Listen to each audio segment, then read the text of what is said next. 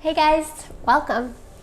I'm so excited to share I Am Joy. I Am Joy is my latest release with Frey Skincare.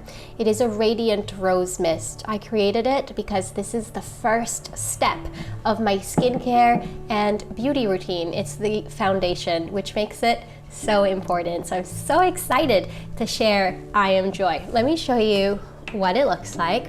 So I'm just going to close my eyes and spray a few sprays on my face like this, some on my neck and chest too. And I'm just immediately just enveloped in this gorgeous, amazing rose scent. It's so nice to breathe in. And it's just so much fun to use, which is why it's called I Am Joy.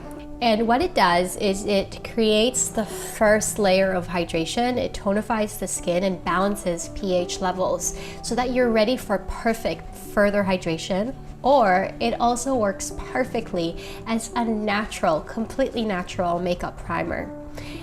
Anytime during the day I want to feel a little bit more hydrated, but in a light way. It also works over makeup. I use my I Am Joy. I'm so excited for you guys to try I Am Joy. I'm sure you'll love it. It is incredible.